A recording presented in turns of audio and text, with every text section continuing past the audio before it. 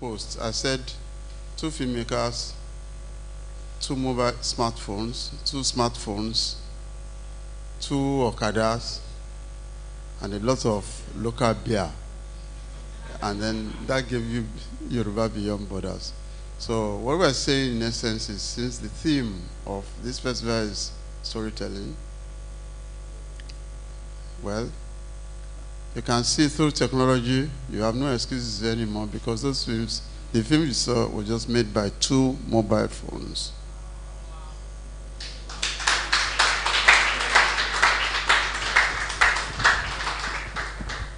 So if you have any story to tell, chances are today you have the tools to tell your stories.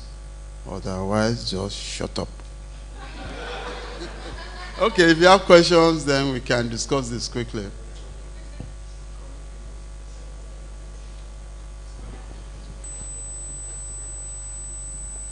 It's not a question per se. It's just, I'm not a keynote either. I just feel a kind of pride.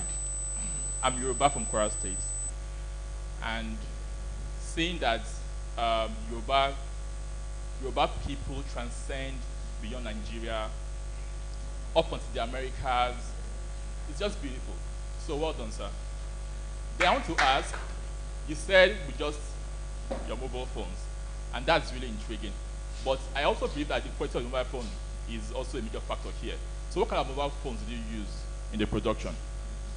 Well, on this production, we have 2 mobile phones, one Samsung Note 8 and the iPhone 10. I think you can use, basically, I think iPhone 6, 7 could do the job, but beyond that, question of your passion to tell the story now, and that's more important. So, the sound there.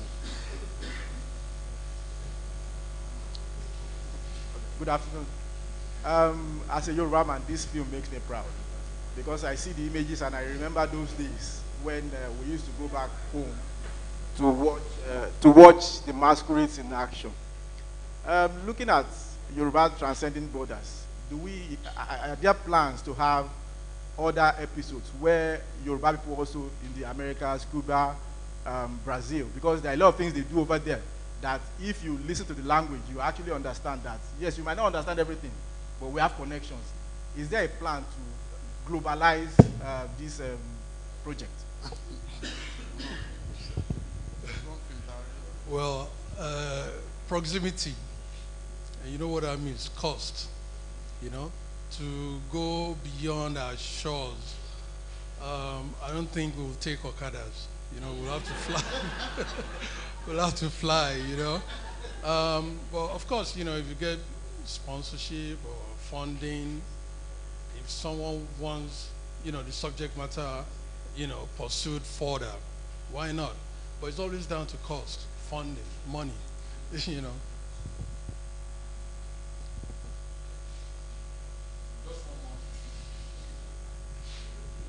Thank you. Thank you so much. So it's really an honor I watch a lot of your movies, and anytime I watch, I know you're not the type that come out with a content just in a rush, like just want to make money. Your storyline has always intrigued me, and with this, I've always, we're talking about fake news. There's a notion, there's something that I've always believed about. When I see a masquerade, I believe these people are the backside of civilization. But watching this today and being in part of IBX 21, I'm now seeing, thank you for bringing this to me, because I'm seeing this as part of us, part of our culture. And I think maybe the reason why I came to that conclusion was because of the story I was told. So thank you for giving us this kind of story, for us to appreciate what we have, our culture, and also to keep our identity wherever we go all around the world. Thank you so much. Well, as you can see, the masquerade, the Egungun, is more than a work of art. It combines all the artistic traditions. So you realize that, of course, when they take the decision that they're going to make the particular Egungun, it's an idea, and then the design follows. The choice of the fabric, the colors, combination of the colors, the character of the Egungun itself. Each Egungun has a name. Why does it have that name? Once they've decided that we will call it this, they have to start to compose the music that will go with it. And because it is performance under mask, you can imagine the sheer amount of rehearsals that went into it, before a public performance. And basically, when you look at the Egungun, you can maybe divide it into sections. The top, of course, is the mesh, covering the face. That's a work of art on its own. Then, of course, I don't know now, it is handcrafted. They don't use sewing machines to sew those things. It is handcrafted. And then, of course, you must go to the feet, the foot. The footwear is very expensive, So you can imagine, and then the performance, again, depends on the audience participation, as well. So there's a lot of, and then, of course, it's, choreographed between the drummer and the performer. It's a lot of work that has gone into it, which inspires me, even in my own cultural awareness. Yes, any more questions? Tiki, we can't thank you enough. And then forgive me for bringing up this, because I've asked you in private, but I think the whole house can benefit from this. You've shot a film with 2 smartphones that has given us, that has yielded us something better than what other people may not be able to do with a camera. What did you do to meet the challenges of sound? What did you do to react to the challenges of light and any other possible challenges you might have encountered? You can see the program, it was done mainly in available light, both daylight, exterior, interiors, and all that. So lighting is minimal. I think the objective is to be as mobile, as possible. It's sort of a minimalist approach. Throw a bag on your bag and people don't take you serious.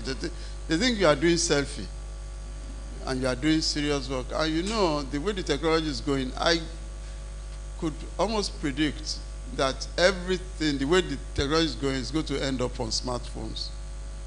So these are wonderful, wonderful inventions with the proper software and care can do what the video cameras are doing. I'm still not saying that the mobile phones will replace them, but you have the ability to do 4K, and then the software can give you, those functions that normally you find in very expensive cameras. It's all within reach, So it needs, like everything else, you need to train, you need to respect the phone. It's not automatic, you can't just pick it up and do anything with it.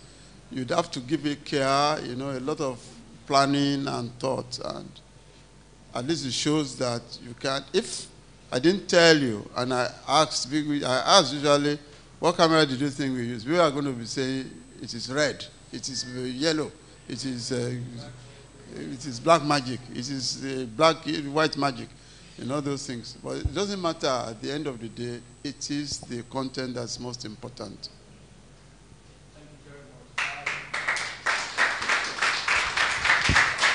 I wish there are a lot of questions for you, and today Kilani will still be around, so you'll still be able to engage him, because we just loaned 5 minutes from Deola's time.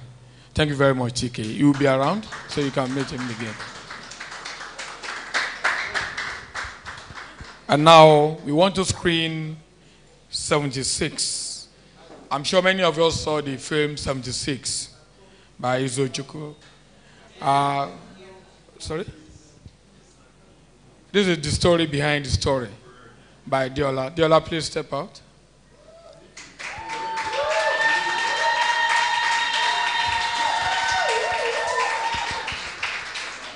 Now I can see that Diola came with a rented crowd. This is vote buying. But Diola, thank you very much. Good afternoon, everyone.